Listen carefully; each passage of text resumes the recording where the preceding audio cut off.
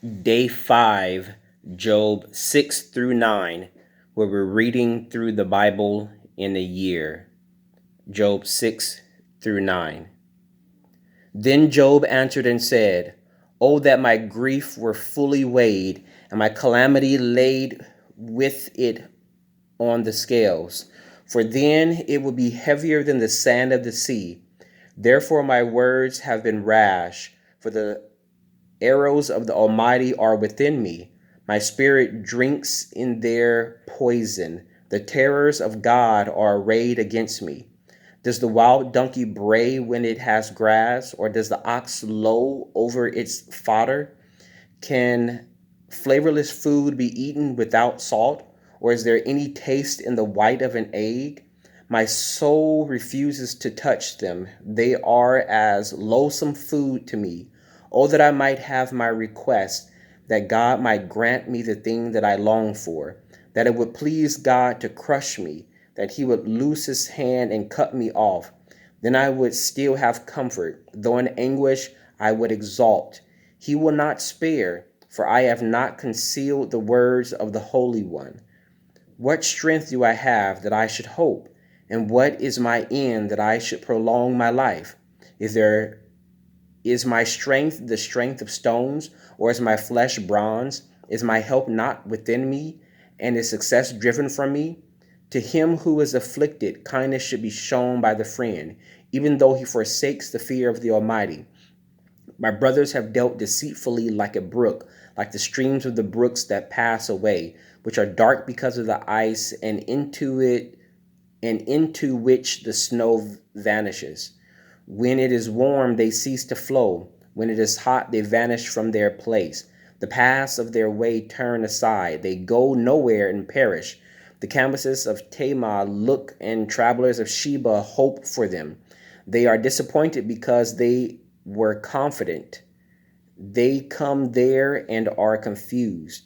For now you are nothing. You see terror and are afraid. Did I ever say, bring something to me, or offer a bribe for me from your wealth, or deliver me from the enemy's hands, or redeem me from the hand of oppression? Teach me, and I will hold my tongue. Cause me to understand wherein I have erred.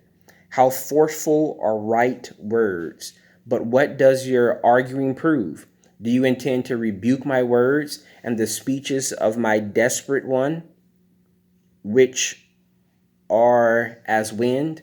Yes, you overwhelm the fatherless, and you undermine your friend. Now, therefore, be pleased to look at me, for I would never lie to your face. Yield now, let there be no injustice. Yes, concede my righteousness still stands. Is there injustice on my tongue? Cannot my taste discern the unsavory? Chapter 7. Is there not a time of hard service for man on earth?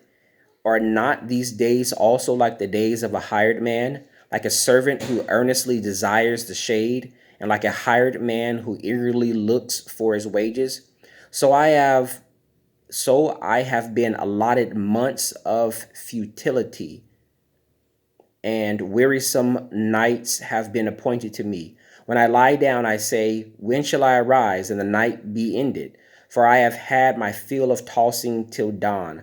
My flesh is caked with worms and dust. My skin is cracked and breaks out afresh. My days are swifter than a weaver's shuttle and are spent without hope. Oh, remember that my life is a breath. My eye will never again see good. The eye of him who sees me will see me no more. While your eyes are upon me, I shall no longer be. As the cloud disappears and vanishes away, so he who goes down to the grave does not come up. He shall never return to his house, nor shall his place know him any more. Therefore I will restrain my mouth. I will speak in the anguish of my spirit. I will complain in the bitterness of my soul. Am I a sea or a sea serpent that you set a guard over me? When I say, my bed will comfort me, my touch will ease my complaint, then you scare me with dreams and terrify me with visions. so that my soul chooses strangling and death rather than my body. I loathe my life. I would not live forever. Let me alone, for my days are but a breath. What is man that you should exalt him, that you should set your heart on him, that you should visit him every morning and test him every moment? How long will you not look away from me and let me alone till I swallow my saliva? Have I sinned, and what have I done to you, O watcher of men? Why have you set me as your target, so that I am a burden to myself? Why then do you not pardon my transgression and take away my iniquity? For now I will lie down in the dust, and I will seek my dignity, but I will no longer be. Chapter 8. Then Bildad the Shushite answered and said, how long will you speak these things, and the words of your mouth be like a strong wind? Does God subvert judgment? Does the Almighty pervert justice? If your sons have sinned against him, he has cast them away from their transgressions. If you would earnestly seek God and make your supplication to the Almighty, if you were pure and upright, surely now he would awake for you and prosper your rightful dwelling place. Though your beginning was small, yet your latter end would increase abundantly. For inquire, please, of the former age, and consider the things discovered by their fathers. For we were born yesterday and know nothing, because our days on earth are a shadow. Will they not teach you and tell you and utter words from their heart? Can the papyrus grow up without a marsh? Can the reeds flourish without water? While it is yet green and not cut down, it withers before any other plant. So are the paths of all who forget God, and the hope of the hypocrite shall perish, whose confidence shall be cut off, and whose trust is a spider's web. He leans on his house, but it does not stand. He holds it fast, but it does not endure. He grows green in the sun, and his branches spread out in his garden. His root wrap around the rock heap and look for a place in the stones. For he is destroyed from his place. Then it will deny him, saying, I have not seen you.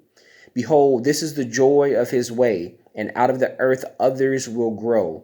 Behold, God will not cast away the blameless, nor will he uphold the evildoers.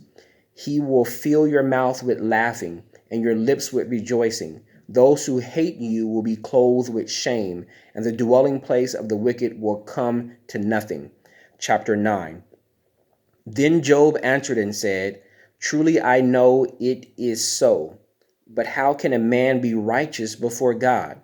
If one wished to contend with him, he could not answer him one time out of 1,000. God is wise in heart and mighty in strength, who has hardened himself against him and prospered. He removes the mountains, and they do not know when he overturns them in his anger. He shakes the earth out of its place, and its pillars tremble. He commands the sun, and it does not rise. He seals off the stars. He alone spreads out the heavens and treads on the waves of the sea. He made the Bear, Orion, and Pleiades, and the chambers of the south. He does great things past finding out. Yes, wonders without number.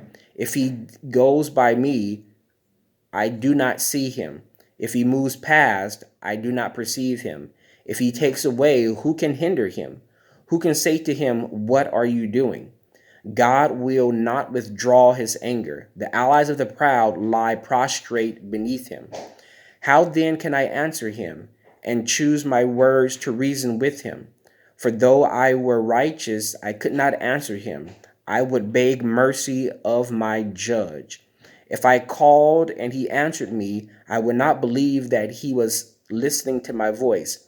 For he crushes me with a tempest and multiplies my wounds without cause. He will not allow me to catch my breath, but fills me with bitterness.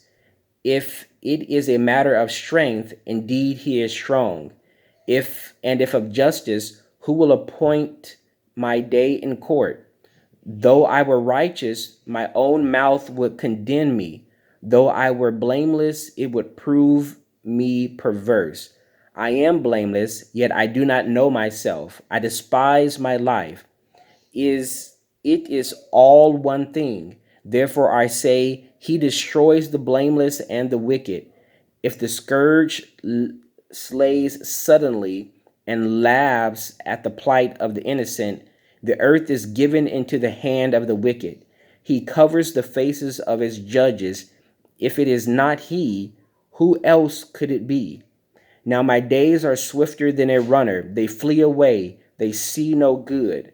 They pass by like swift ships, like an eagle swooping on its prey. If I say I will forget my complaint, I will put off my sad face and wear a simple. I am afraid of all my sufferings. I know that you will not hold me innocent. If I am condemned, why then do I labor in vain? If I wash myself with snow water and cleanse my hands with soap, yet you will plunge me into the pit, and my own clothes will abhor me. For he is not a man as I am, that I may answer him, and that we should go up to court together. Nor is there any mediator between us who may lay his hands on us both. Let me take his rod away from me, and do not let dread of him terrify me. Then I would speak and not fear him. But it is not so with me. May God add a blessing to the reading of the word. Day 5, Job 6 through 9 of reading the Bible chronologically in 1 year.